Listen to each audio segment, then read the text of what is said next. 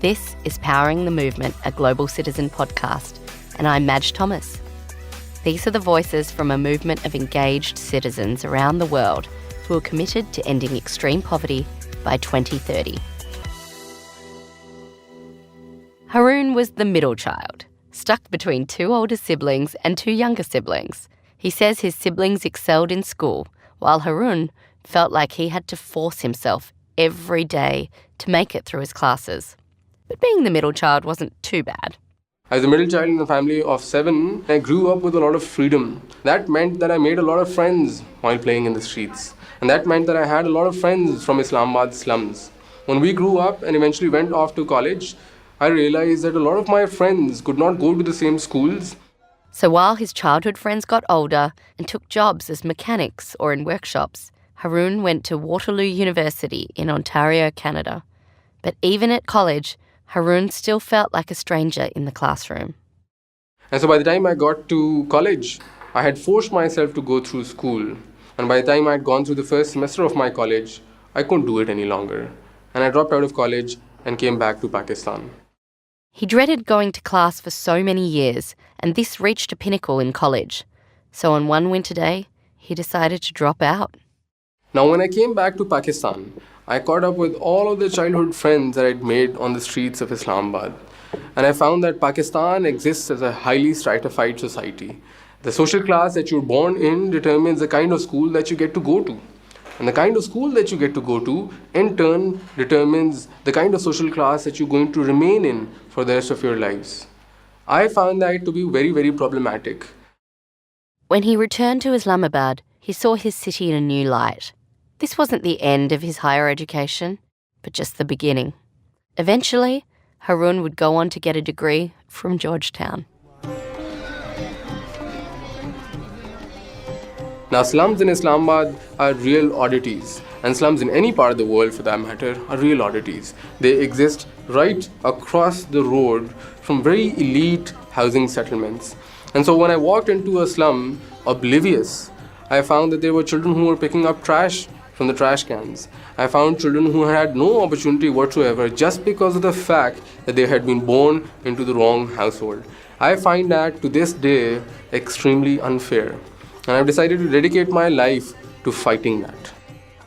Seeing this vast inequality and poverty in the city where he grew up, Haroon began to realise the value of education. Now, after having dropped out of college without any interest whatsoever in education and coming back to the slum and meeting the children over there, I found myself asking the questions. Why is it that education is so stratified? Why is it that children can feel strangers in a classroom even though they spent years in one? Why is it that education is only available in quality to those who can pay extraordinary sums for it? All of these questions demand an immediate answer if we're going to build the future for the next generation across the globe. At 18 years old, Haroon decided he would do something about it. He started by creating a school in this slum. He fell in love with teaching and witnessed firsthand how an engaging education could actually transform a student's life. Then, in 2015, Haroon founded Orenda with the goal of bringing an engaged and transformative education experience to children across Pakistan. Orenda takes the national curriculum of Pakistan and converts it into an animated and engaging format on an app called Taleemabad. More than 130,000 children across the country now use it. So if you've ever been a part of a classroom where there's a teacher who walks in and you look forward to having that teacher in front of you every single day, that's what Taleemabad does for over 130,000 children all across Pakistan. Children in Taleemabad come in and they take a lesson through a video. That video is in the form of a cartoon. Imagine that. And then once you watch the cartoon, you take a test. But the test is also in the form of a game. So all, in the entire experience, children never feel like they're doing a chore. Children never feel as if they're being made to do something. The app personalises the curriculum for every student who uses Taleemabad, and parents can receive updates on their child's progress too. We've all had teachers in our lives who were conscious of where we were, who were conscious of what our unique struggles and our unique weaknesses were. And imagine if that teacher could exist for every child across the globe. That's a dream with Taleemabad. And that's what Taleemabad does. It observes the patterns of every child, and then it builds a unique, tailor-made curriculum for every single student. So that every single student, when they open Taleemabad, feel that their favorite teacher has walked into the classroom and is paying exquisite, unique attention to them. Haroon travelled across Pakistan to visit schools and children and realised that he hadn't been the only child who didn't find school important or worthwhile. He dug into the data to realise an alarming trend. The problem with education in Pakistan is that students absolutely hate it.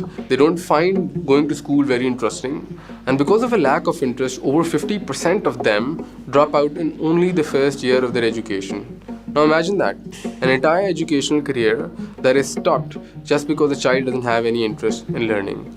Now even if the child manages to remain in the school for 5 years till the end of primary grades, even if they do that, over 50% of the children cannot even read a single sentence by the time they graduate from primary schools. Some students drop out of a traditional school because they need to earn money or work to support their families. With Taleemabad, these students can actually still learn and participate in school in a way that fits their lives. About a year ago, when I sat down with a farmer doing a wheat harvest in the middle of July in a province in Pakistan, he told me that he didn't want to send his children to school because he didn't think that they gained anything out of school. One of his sons went to school for 10 years, and after going to school for 10 years, he hadn't gained anything out of it.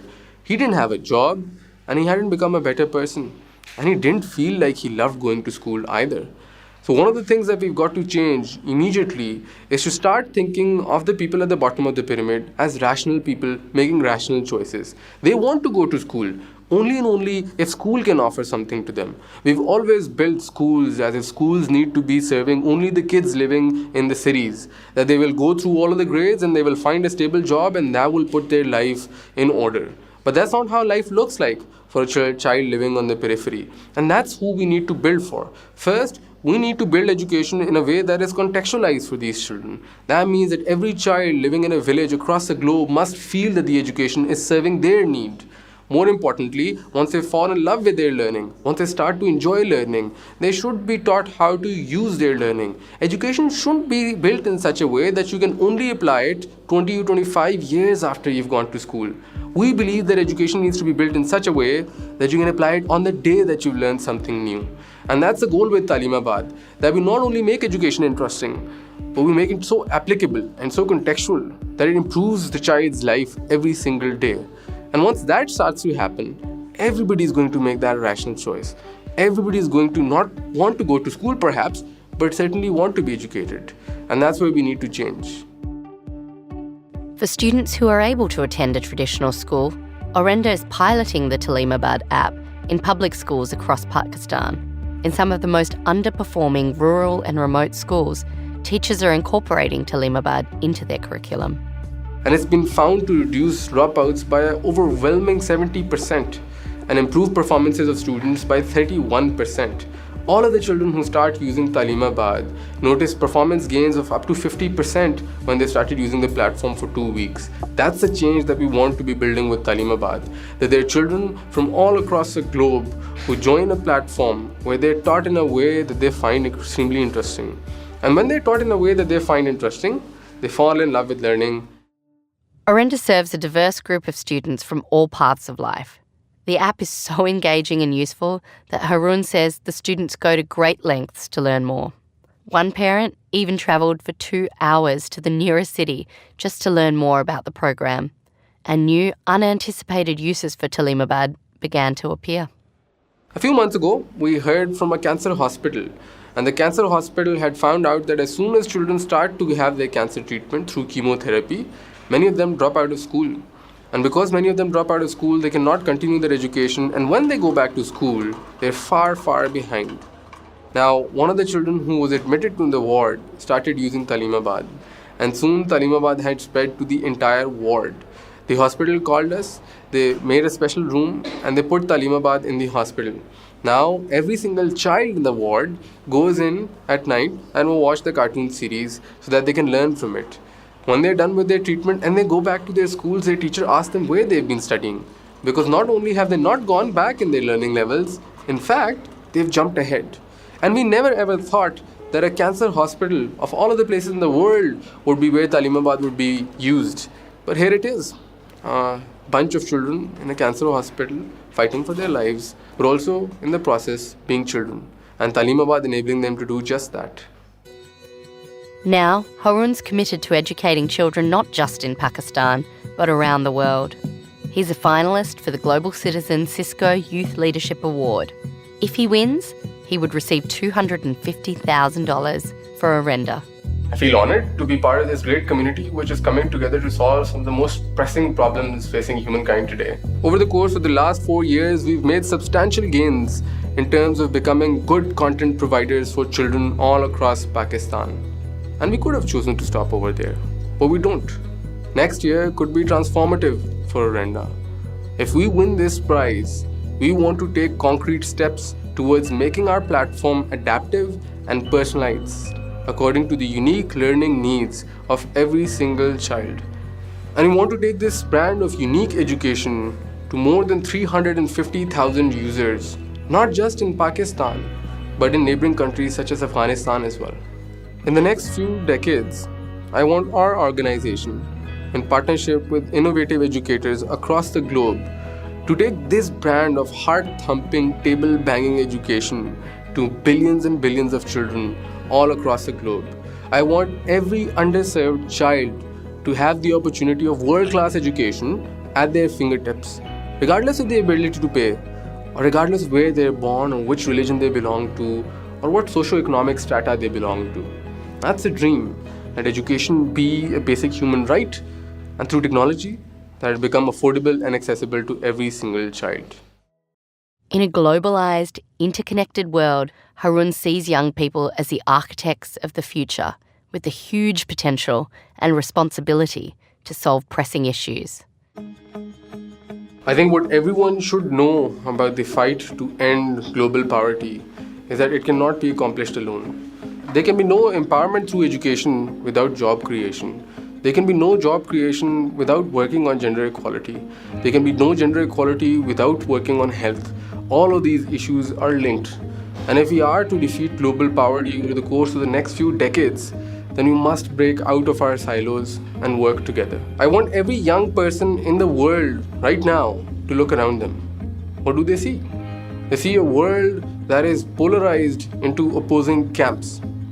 They see a world that is more and more intolerant, a world that is shackled by the problems of climate change, a world in which children are being trained for jobs that don't exist yet. And I'm a firm believer of the fact that the young people all across the globe have immense potential in taking charge of their own futures and building their own destinies. And that's what we've got to do as part of this movement. Come together and build the future that we want for ourselves. The winner of the Cisco Youth Leadership Award is being announced this month, so you can head to our website, globalcitizen.org, to find out if Orenda won. While you're there, check out stories about other changemakers like Haroon. To learn more about Orenda, their website is orendaproject.org. This is also linked in our show notes. And start taking action to help every child everywhere access an education today in the Global Citizen app. If you want to share Haroon's story, please send this episode to a friend or help others find this podcast by rating and reviewing Powering the Movement wherever you're listening. It really helps the cause. I'm your host, Madge Thomas. Powering the Movement, a Global Citizen podcast, is a co-production of Global Citizen and Kindred Media. Danielle Roth produced this episode, and it was scored and mixed by Brad Stratton. Sandy Smollins is our executive producer. Chris Peterson is the executive producer for Kindred Media. Cassie Carruthers is the editor-in-chief for Global Citizen. Special thanks to Wahid Ali, Chantal Simpson, and Matt Petronzio.